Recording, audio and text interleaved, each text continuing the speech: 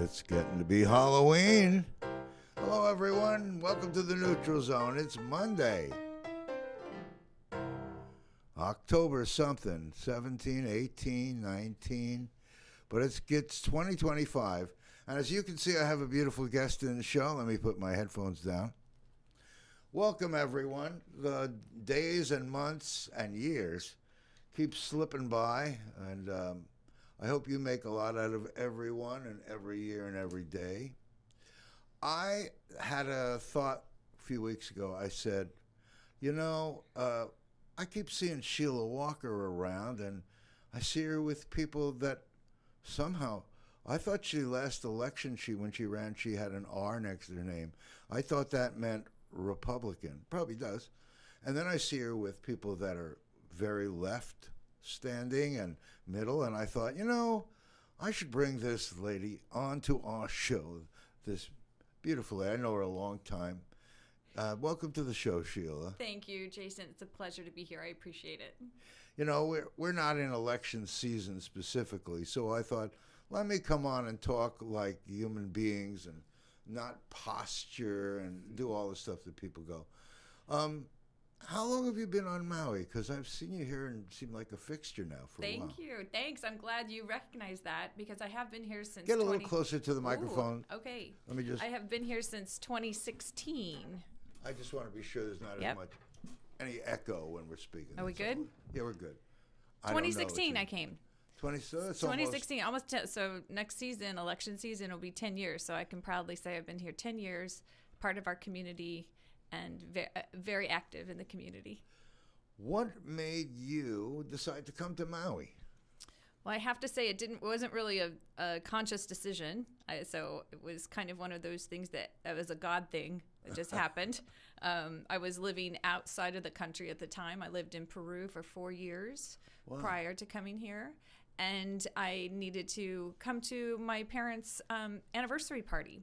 They were having an anniversary party here. They wanted the whole family to come for a family vacation. They were celebrating their 60th anniversary.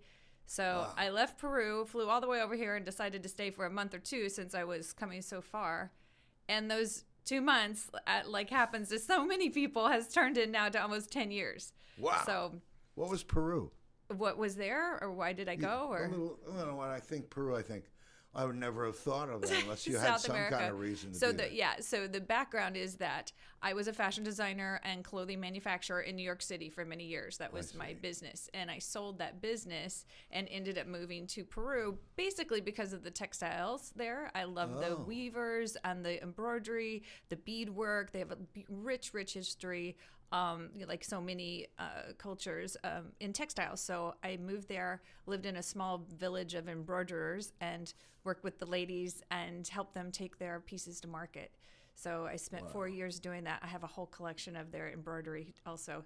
So one day I have to do a gallery exhibit of all of the beautiful textiles that I have from there. Wow, I never would have thought of Peru in the fabric business. Wow. So that's a good question. Have you spoken to them in the last while as the world is reshifting its markets based on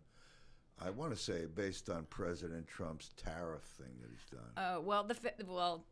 Okay, we can talk about that too, Trump's tariffs. But I'm sure. But the village I lived in the middle of Peru, they have no electricity, no running water. They don't have internet, so it's really, really remote, and so it's very hard to communicate with them. I do stay in touch with some of the elders that are able to get to town and use the internet sometimes when it's available in town.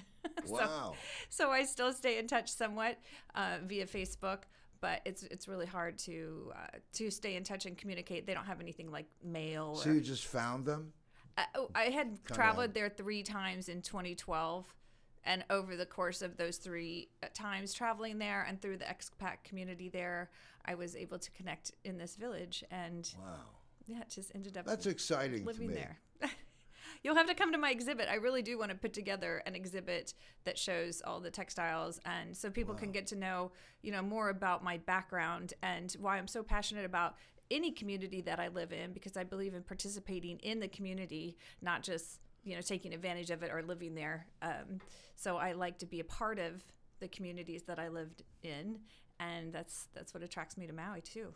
I love the community here. You don't seem like a New York City girl. You went to New York City, right? I did, right. I grew up in Missouri, Show Me State. Okay. So, and I'm from New York. I was from Brooklyn, New York. So you're tough too, but I tell you, us gals from Missouri, we're really tough as boot leather. So that's why New York City didn't intimidate me at all. Good. I was successful in my business there, and just loved it, thrived there, really. So many opportunities, and the diversity of the culture there. It's an amazing place to live. People that sometimes say that New Yorkers are short, and I think New Yorkers are terrific. Good. I like to think so too. But we are efficient. We're effective and efficient, and we want things done, and we want to get things done. Right. And so that's why I can identify with Donald Trump's attitude. He has big vision, and he wants to get things done, and he likes for it to be on task and on budget, and he accomplishes things, and that's a New York habit. It is a New York habit. Mm-hmm. It's interesting that Donald Trump is the one leading the charge, because as far as his financials, he's had, without getting into too much detail, going bankrupt a few times. That may be a financial play that we all like, but we don't want to do that to government. And watching someone trying to balance a budget that's so out of balance is a rough job. That's the thing. Everyone's that looks at President Trump doesn't realize what he is dealing with, because he's handed a government. Mm-hmm. And he has to make decisions from a place of where he is, not where his ideal is. The thing that I've had issue, because you mentioned, I'll mention, is the way he does it, and his callous nature of putting it out to people and not showing compassion. And I really don't like the people around him are more difficult for me, because they don't even explain themselves. They sort of do whatever he says, and he pushes. I understand he pushes the envelope when he was in business and didn't pay contractors, and we're not looking under the hood to see why he didn't pay a contractor or what the details were. But I really worry that people are suffering at too high a rate. We can solve a problem, but not by cutting off everybody's head. Doesn't seem to be. I can appreciate what you're saying, and I understand that his personality is not for everyone, but he is very effective. And I would like to comment that, yes, the government does have a form of bankruptcy, and they call it a bailout. And so the government does bail out, like the banking industry and other industries, and that's the same as filing bankruptcy in a corporation or a business. So the government does have the same form, and I don't like it. I think it's rotten. I think it's rotten when people, file bankruptcy in business and then turn around and profit off of that. And I think it's disgusting that we bailed out all the bankers in 2008 and let the people suffer instead of holding the banks accountable for all of those loans. Yeah, we know why. Some people think it's political parties, maybe the individuals, and then it was the Democrats doing it, and now the Republicans do it a little different way. But politics seems to be a scratch my back, scratch your back kind of business. It does appear like that. And I'll tell you what, though, Jason, I think there's really, really good people in both parties. And I think there's really, really corrupt, horrible people in both parties. Yeah. So if we can look away from the party system and think more about how we're just going to, especially locally, how do we help our community? And how do we all live here together? And stop saying, well, I'm on this side or I'm on that side, because it doesn't help us to be on sides. Have you had the opportunity here locally to be in forums? I haven't seen, when I say people, Sheila Walker, some people don't know who you are, and I wonder how that is. And I wonder how that is too, because I feel like I'm everywhere, and everywhere I go, people are like, I know you.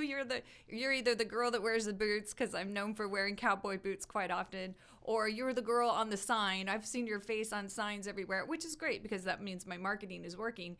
But so I do have I think a pretty good awareness or a presence in the community from all the marketing I've done. I've ran for office twice now, and will run again in 26. And so I do try to stay involved in all the forums, as many as I can attend. I mean, I attend the county council meetings. I was active in the STRs that's happening right now. Yeah. I've voiced my opinion in that situation. I constantly short-term rentals, just for you that don't know the codes. Yeah, short-term rental. And I'm active in the Maui Meadows. I live in Maui Meadows, so our community association and Kihei association. So I try to attend every possible thing I can. That's like I say, that's sort of like preaching to a choir. Those are already people that are active. All the home-sitting couch, like this weekend, this no dictator, no king rallies across the country. Mm-hmm. I was there too. Right. I went to the No Kings rally and interviewed people and asked them why they were there and what they were standing up for. And I went live on Facebook and Instagram to interview everyone, and some of them wanted to talk and were responsive. I got a lot of hate from being there as well. People yelled at me and said, "Get out of here! You don't belong here." Why was because that? They recognize me and they think that I'm some sort of evil Republican. Well, that's why I thought it was nice to bring you here. You're not. Thank you. Thanks. So I was curious what they thought they were standing up for, especially some of them had signs, no kings. And I said, are you afraid that a king is, going to take over? That would be a typical question. And they would say, yes, we already have a king, and his name is Donald Trump. And I just don't understand how they can get to that philosophy. I think because he's one, like I say, he pushes the envelope. Mm-hmm. He says, well, let's see if I can do that. Well, how far can I go with that way of doing it? How far can I? So that is the biggest issue I see, is that he's working the government reviewers to death, because they're always like, okay, now we have to make another really hard decision. Okay, we have to make another hard decision. And some of the things are turned back, and we don't really see much discussion of it, except it just always seems like people are fighting, like now and this time. It's just sad. To me, it's sad that we don't just look at each other and say, we as his people. I'm so glad that you were down there. I was at the one in here, and I thought for every person I saw there were at least 10 or more at home who were going to say, how was it? What was going on? Because many people are afraid to be publicly known for any stance, because they figure this guy is going to point his trigger at them. Mm-hmm. And that's really sad, because I believe almost everyone, I mean, we see all kinds of surveys, nobody likes the fact that there's military in the streets. And when it gets down to, we're stopping crime, it's important that we stop. Yeah, but these things that we know from history have really unbalanced countries and got people fighting against each other. It's just a real hard area for me to watch right now. Well, I'd rather see the military in the streets than riots in the street. And if you've ever traveled to any country outside of the U.S., there's armed guards with all kinds of automatic weapons all over the place, even in places where we would consider civilized, like France or Italy. You go to any museum, there's a guard standing out there with the automatic machine guns, and it seems scary, but that's how other countries operate. And if we need to patrol some of our cities to make sure those riots aren't happening, I don't see why we should not send in our military. We could dig down on that, but yeah, if there's a riot, it needs to be controlled, but there are local and state forces, and when people in charge of it suddenly see a new bunch of people coming in and trying to figure out who's doing what and wherever, it gets muddy. And some people that are running these things appreciate having help and working in coordination, but I think in theory, and that's where it boils back, is if someone says it and does it with an obstinate voice and sort of pokes and puts political spin on it, that's what is going on. It's getting just too political.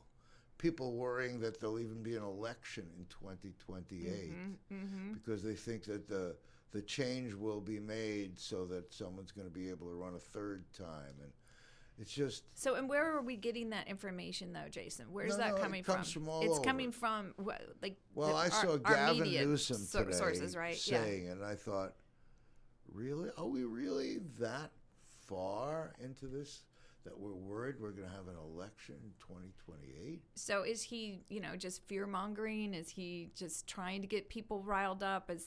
Or does Well, he you know, have right. does he have real Right. Well, intel he might be a on that? candidate in 2028, right? I understand that. So So let's put him on the shelf.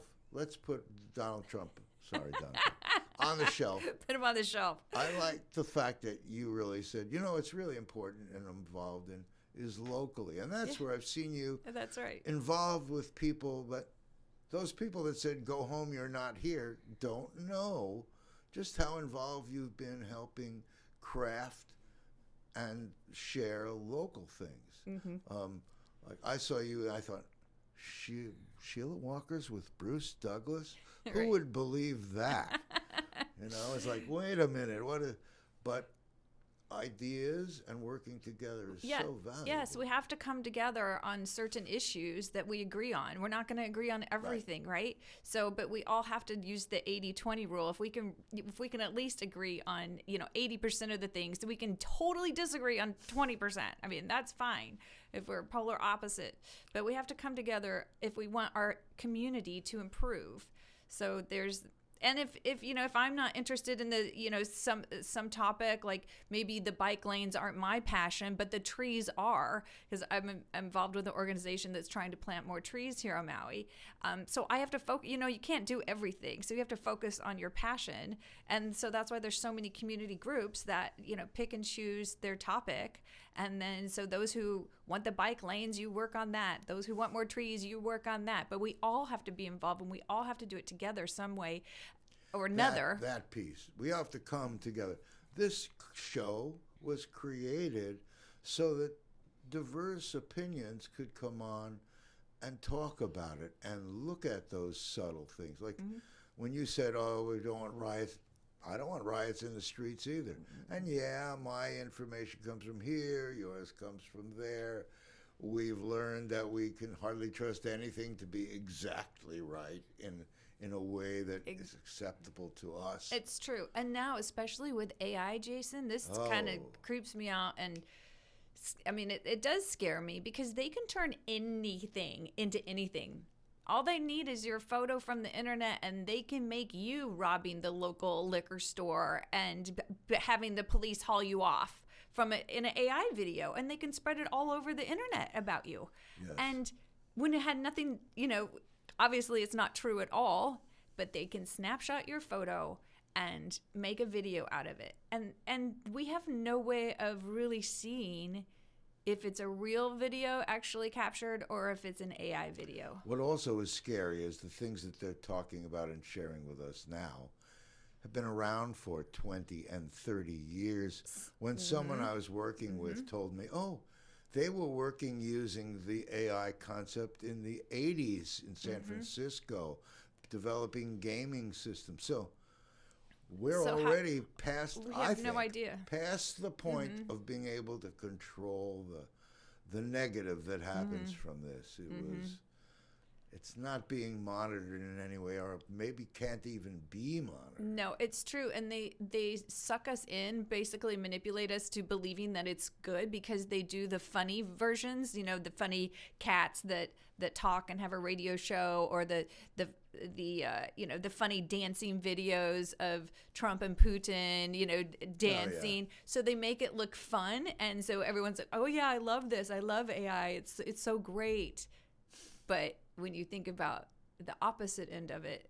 I did a transcript and I put it in, and when people talk, it wasn't separating person A from person B. And so it took person A's statement and blended it with person B. And in the summary, it was like, whoa. So you really can't trust it without reviewing it. So all of you who writing some paper and think AI is going to do the job for you. If you do that, you better read what you wrote and see if you know what you're talking about.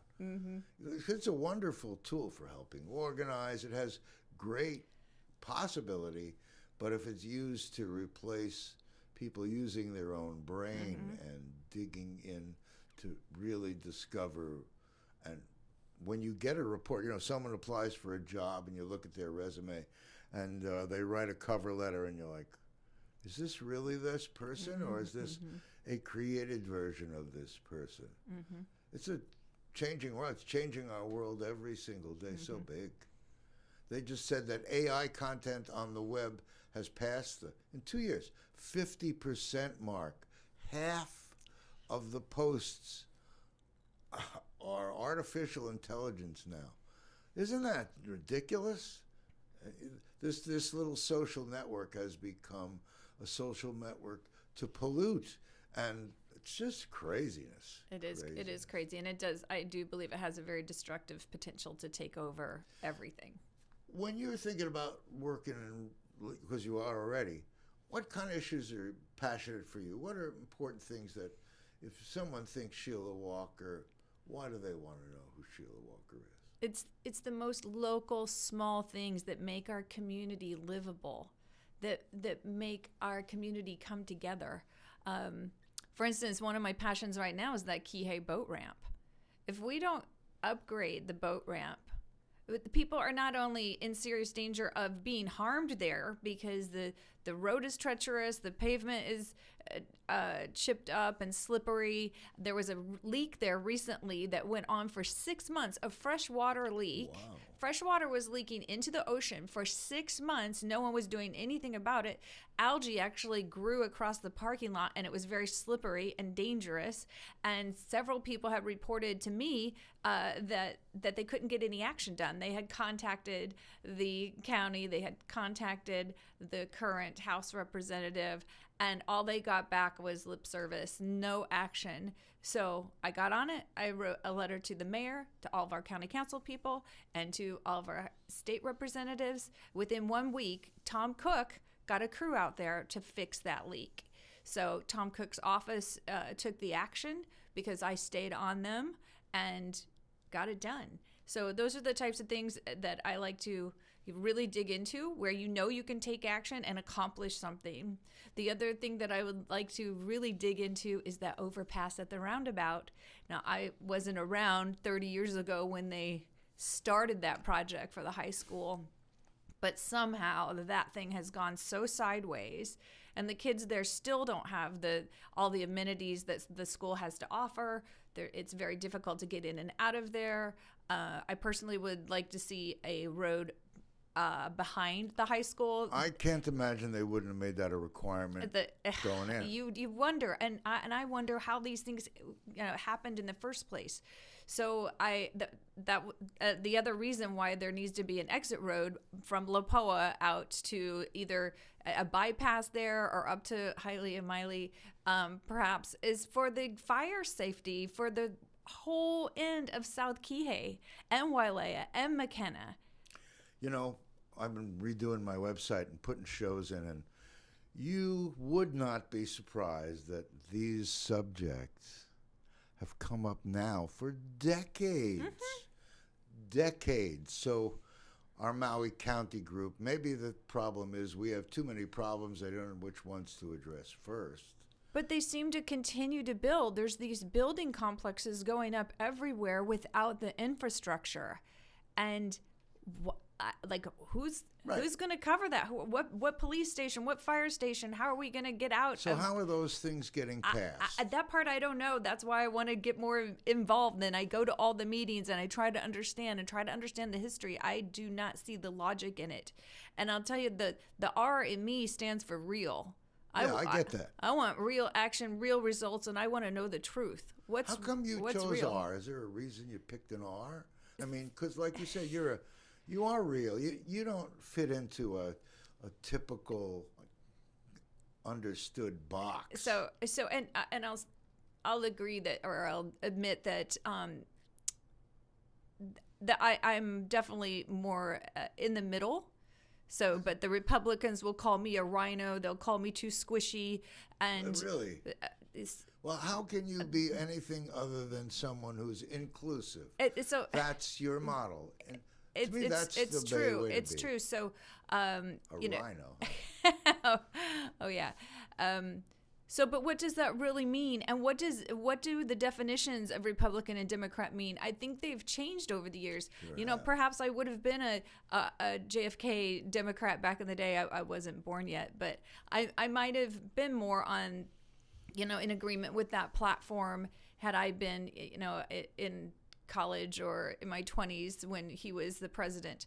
So I think the boundaries have been blurred so many times, and like I said earlier, there's so many good Republicans and good Democrats. It's not the people that are rotten, but the machine has kind of taken over and distorted the definitions of both. But as a Republican, in my mind, I prefer families. I want life first. I choose life always. I'm a Christian. So these are some of the things that inform like my political beliefs. But I realize too that I represent a whole community. So I have to take into consideration everyone in the community if I'm elected. Well, when you just said you were Christian and you believe in life, I'm sure there are a lot of people that are Democrats that are Christians and believe in life. Exactly. It's hard So to identify and call that Republican. No kidding. I get you. Yeah. So the lines are when blurred. I think about you running, I would like to see you run in one where you don't have a letter next to your name, only in that people might see you as an individual. So right, you have to vote for the person, not the party. You know, that's one of the mottos. But in this state, you know, in other states you can run as an independent or nonpartisan. But in this particular state, the way our system is set up, you have to declare either Republican or Democrat, and there's no way to get through the primary really without. By the way, the Greens have been getting signatures together heartily to still stay on the ballot, not have to start from scratch again. Yes, well, I mean, I bless their hearts. I give them credit for, you know, trying to create or maintain a separate party. Well, you know, I like to think that the best of the Democrat and the best of the Republican are independents, and some of them have declared a party. Like I declared Green Party long ago, ran for Green Party, and even when I'm not running everything, people thought I was radical, which is pretty absurd. I am not radical. No, I don't think so either. So it's like, I always found that interesting. But over the years, I mean, when I was doing these interviews, all these elections, every 2 years, for 16 cycles, that's a long time. So, but people were standoffish that were in office. They thought I'd come in with a giant hatchet and chop them up on the air, which isn't it. I want things to be, what can we agree on? So when we walk from here, we're going to be working together on something and solve problems by working together. And those little fringy things that we don't agree on, we can still disagree, but even if we disagree, we care about each other.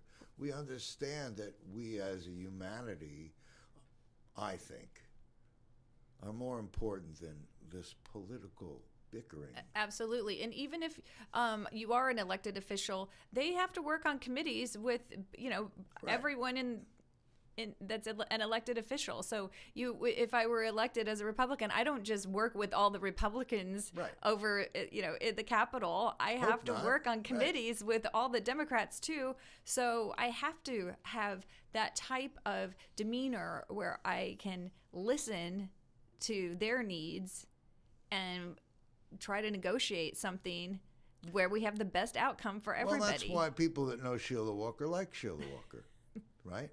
Thank you. I mean, I got to know you as a person. And thank you. Really yeah, actually, as I was door knocking, you know, last time I ran, I knocked 5,000 doors. 5,000, I know. It's a great diet. You'll lose a lot of weight if you want to walk with me. I knocked 5,000 doors, and a lot of the Democrats actually know me, and there were quite a few who said, yeah, I know you, and I think you're an okay gal, and, you know, you've got my vote. So even though they would say, even though I'm a Democrat, they want to make sure they held their own ground. But they agreed that they've heard me and like what I have to say. So and they know that I'm not some far right, Right. I don't know. You're not Marjorie Taylor Greene.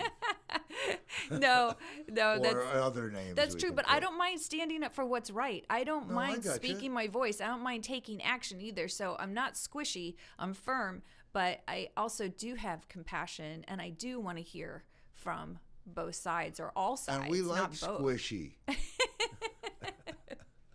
No, but I really mean, I'm so happy to have you on. So what do you do in your spare time? It sounds like you're involved in things all the time here. It's true. I volunteer at my church, so I'm very active in Calvary Chapel, South Maui.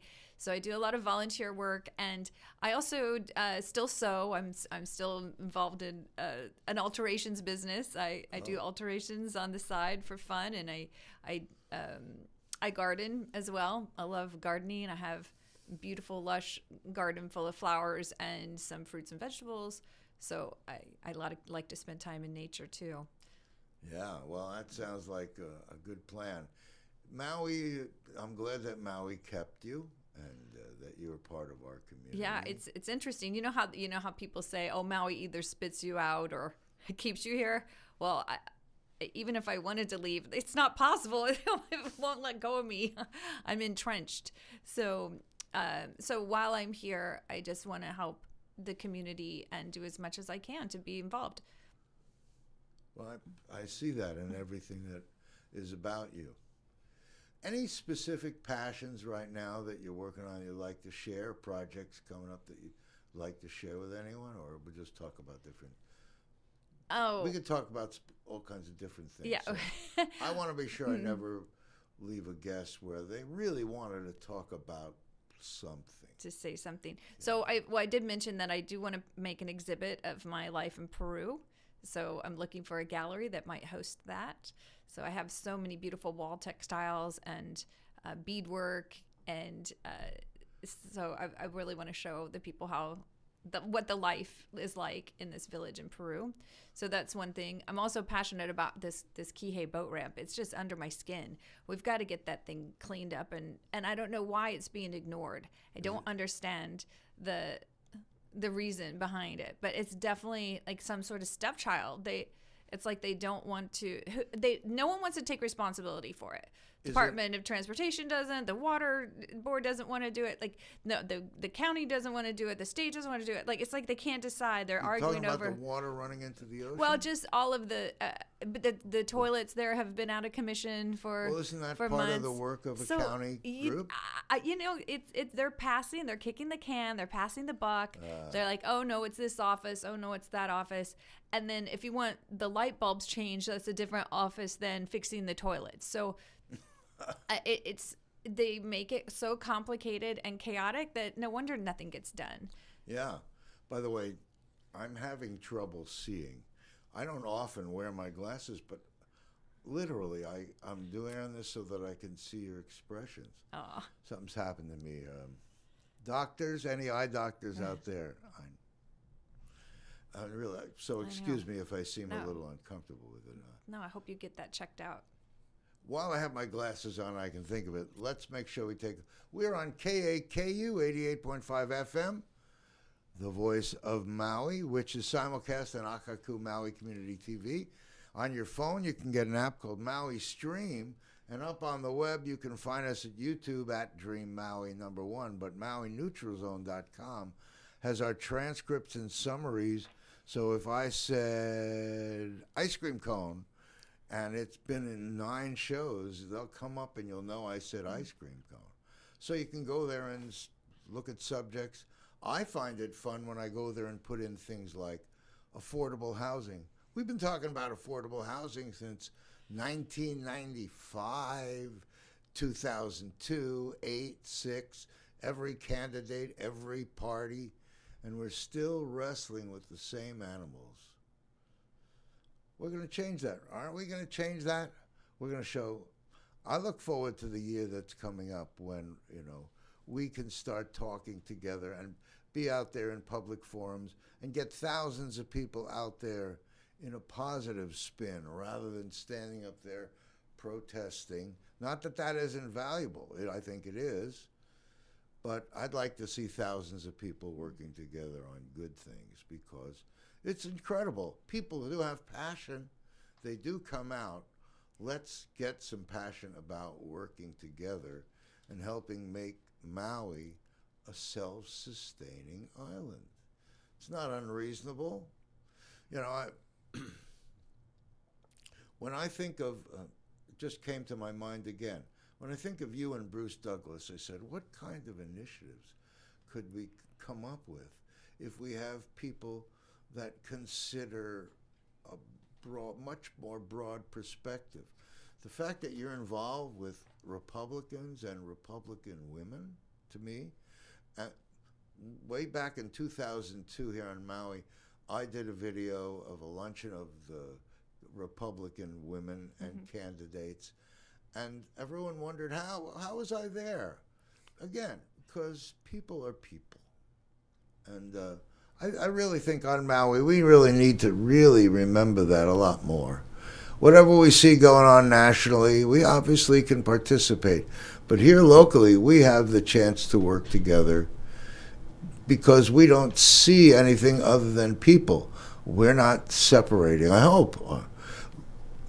Again, I don't want to go off on these tangents. I can, but they usually are tangents about some policy initiated by the feds that I don't agree with, or the millions of dollars they take away from things that are helping people in social programs and health programs that I'm sure that whoever was taking the slashing tool wasn't really looking very closely at what the impact would be for people now. And that concerns me. I understand and I agree with you, but that's where our state legislators have to step up and the governor has to step up and replace that with local funds because we have the money in our budgets. They'll just have to retool the budget. So we have to pull from the state then and take care of our own people instead of relying on the federal government. After all, in theory, I understand. Yeah, we're I just know that state a gradient, something more gradual than. That's why I talk about cutting off the heads. That's what I mean.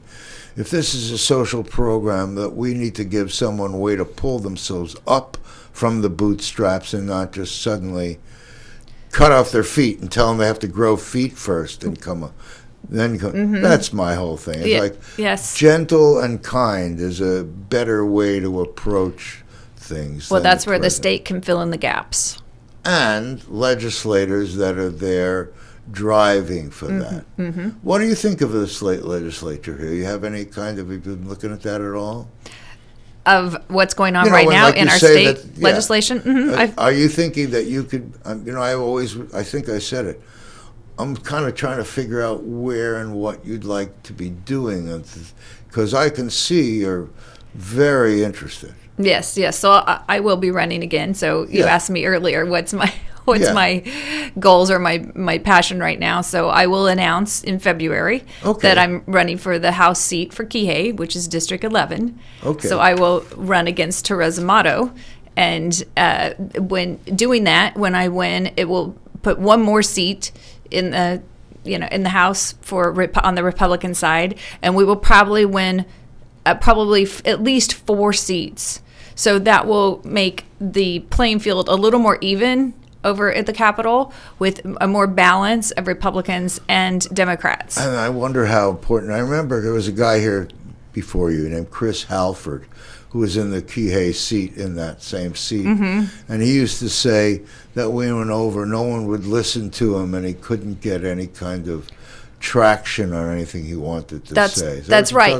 That's right. Because if you're the minority, then you're always going to be outvoted. That's just like what happens in Congress.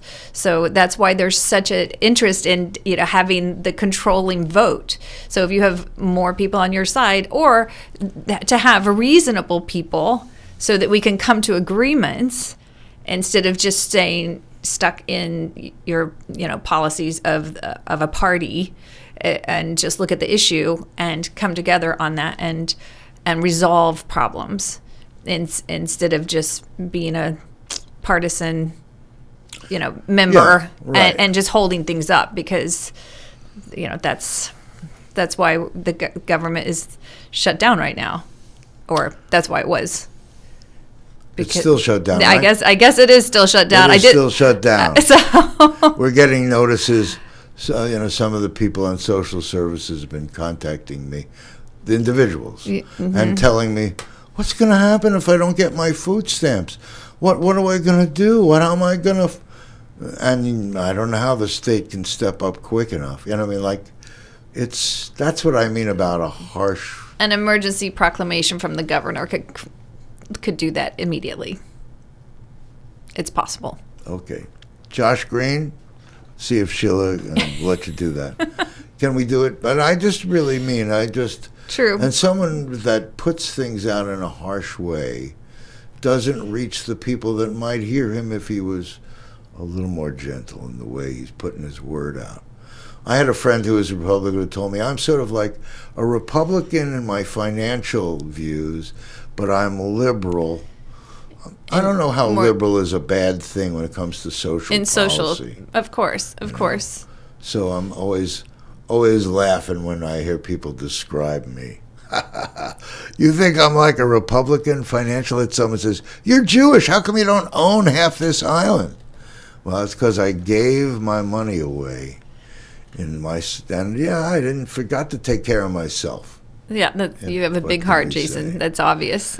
But, I have two things here for this weekend. I want people to know. This Friday, October 24th, all the cars are coming out, and Missy Aguilar, Kathy Collins is hosting again. Never Too Late music, face painting, all kinds of stuff. Halloween is coming up. I saw Halloween costumes out at the rally of No Dictators. People have costumes, big, funny costumes this year. I don't want to see any more Donald Trump costumes. I'm sorry to big baby Trump. Enough. Haunted house, where's this one? This is also down in the south there at Azeka's. A Halloween Azeka haunted house, 24, 25, 29, 30, 31, starting at 6 p.m. Oh, that's going to be fun. Wow, Kihei.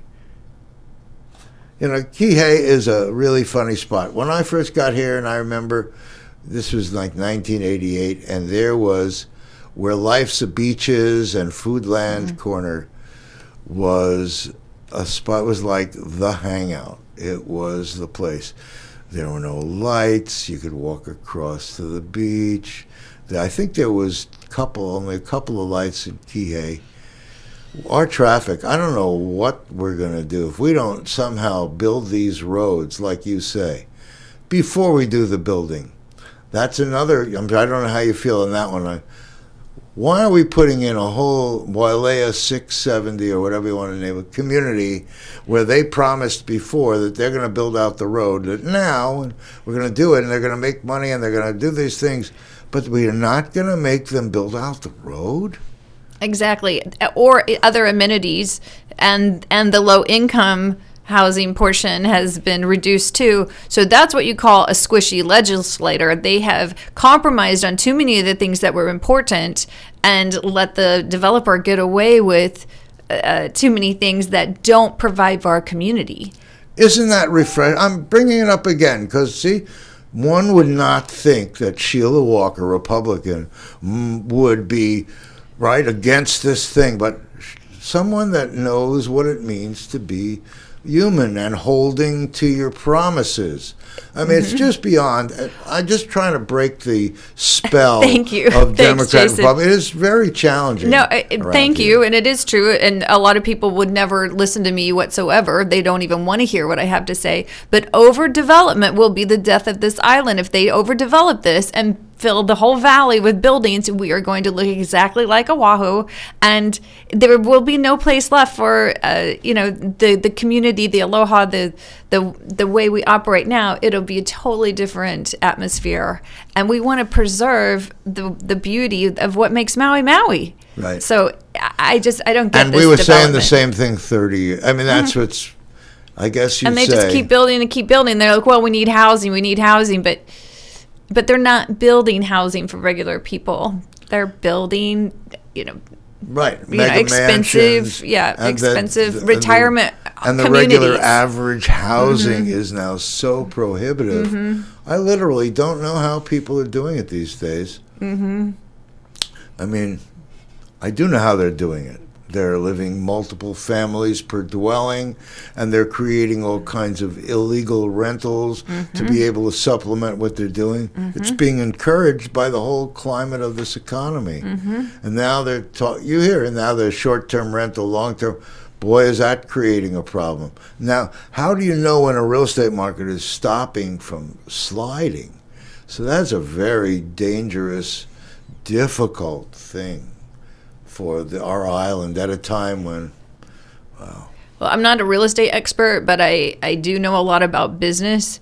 And I know that once the government steps in and tells us how we can run our businesses, we're in big trouble. And if you own short-term rentals, you're a business owner. And that's all it is. It's just business. And if the government can say who you can rent to or who you can't rent to, then they could also say, if you're a hairdresser, they could say whose hair you could cut and whose hair you can't cut. So we can't let the government dictate who we can rent to. Well, and also, like, that goes back to the housing issue. We have to shift what we're doing. And Ariel always says to me, but they're building places. These people don't have balconies. They're building it sort of like Left Rack City in New York. I don't know how many people, except from New York, know. There were builders that built these large complexes that house, I guess you'd say, it became low-income housing, but just towers. And we've got some starting around here. But we need housing, and I don't know how we're going to do it unless we also change the way we play with our local economy. And I have this passion about wanting to incorporate the concept of trade for different local services, that we could find a way to trade and stay out of things are unequal when all work is not created equal. And how do we do it so that everyone has food and a place to live? And that other thing is, we don't want to attract freeloaders from everywhere else to come here to embrace our new and inclusive policy and create a glut in what we're doing here for the local people. It's a complicated system and a complicated game. I'm looking for equity sharing. Have you ever seen it? I figure when we talk about Republicans, I keep thinking, maybe I'm wrong, that some of the very wealthy people are Republicans. Okay. They also have very deep pockets.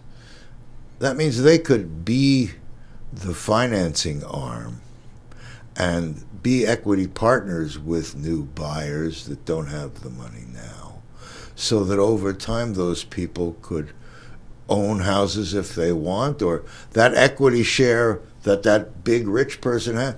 It's not going to change their portfolio very much, except bring their portfolio up. But they could help solve problems and not ask the government to do it, because the government, we see the government they don't know what to do first. And Are you familiar with Peter Savio from Oahu? He actually is. He was a developer, developer. He actually works on all the islands. But he has an excellent model for building homes that come in under $400,000, around $500,000 for a single family home, and it's actual ownership. So the family owns that, and they're able to have the equity in that home and keep it in their family. So that's instead of renting. So that's the only way families are going to get ahead, is if they actually own their property. Is he the holder? So he is the holder of their notes. So he helps with that type of program, and I've had him here to speak several times on Maui, and hopefully during my campaign I'll have him back. But his communities are successful, and people are able to buy the home and then build the equity. Do we have any $400,000 neighborhoods on Maui? No. Isn't that incredible? No, it's possible, and it is possible to build that type of house here. People don't think so because we have so many permitting rules, and if they would let us build the single wall houses like they did in the past, that would provide even more housing for people. But the codes have just gone through the roof. You can't have a single wall home anymore, and they say it's a hurricane hazard.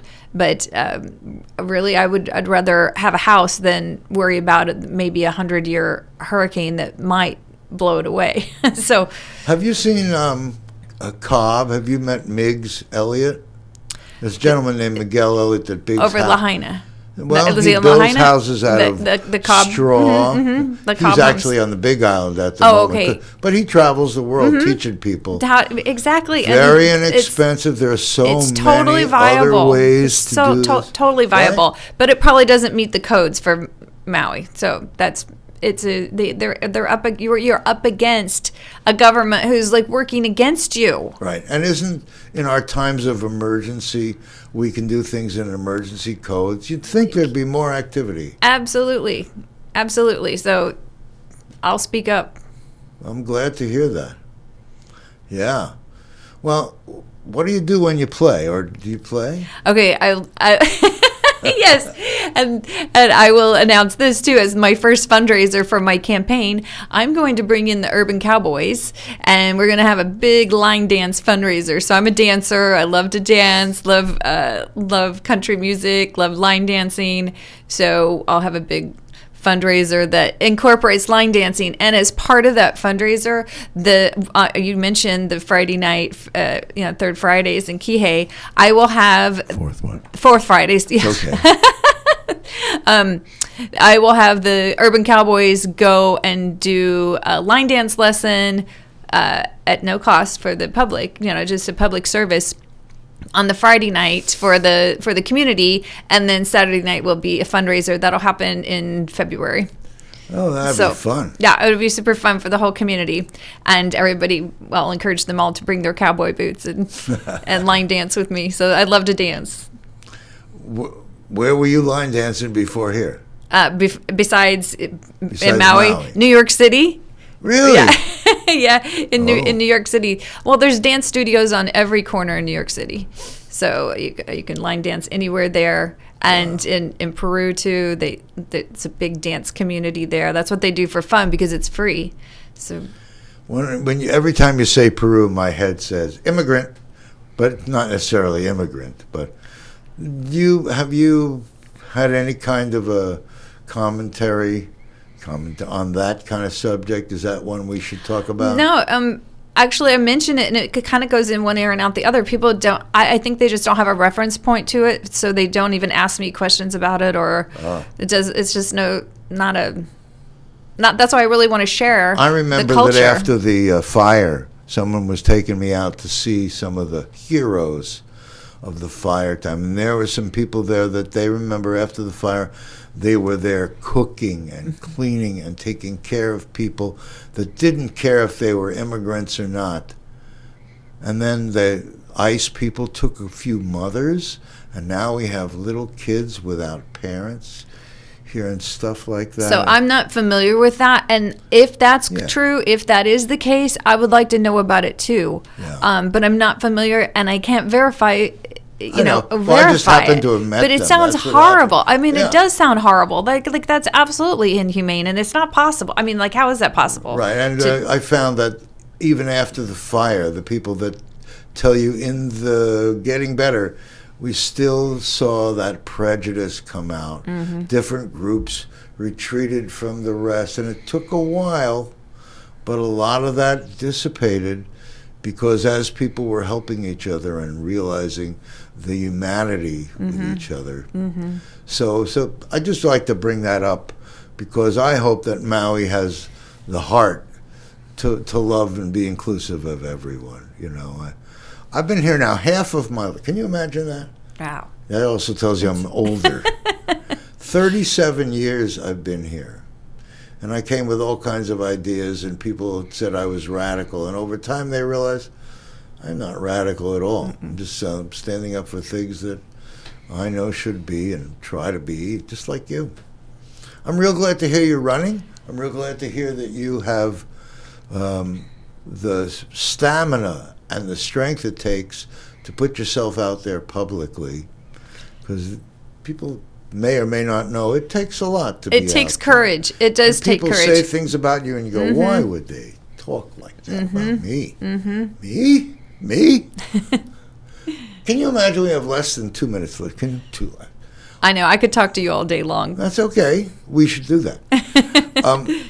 Anything that you, like I say, I know that I brought you on with no real agenda, except to get you here before it was election season, so we could be, really informal and no real questions. Just see the passions of a woman who's, it's clear, your heart is here. You are here. Thank you for all that you give and all that you do. Thank you, Jason. I do enjoy talking to all the residents too. Like, that's the best part about walking in the neighborhoods and knocking on doors, is being able to chit chat with people at their front doorstep. And everyone's been so hospitable and interested in asking me questions and talking. And even if they were not going to vote for me, or even if they said they would never, consider voting for a Republican, they would still talk. And that's what we have to, like yep. You're saying, we have to realize the humanity in this. And most of them always said, thank you for running, even if they were not on my side. 45 seconds. Sheila Countdown. Walker, thank you so very much for being here with me. I hope that you'll come back again. Thank you. I appreciate it. And all you out there, if you have questions or anything you want to contact Sheila, you'll see some numbers up on the screen, up on the internet, MauiNeutralZone.com, and all those other places I told you to look. Well, thank you, Sheila. It's been a blessing. Thank you. Oh, we are out of here, folks.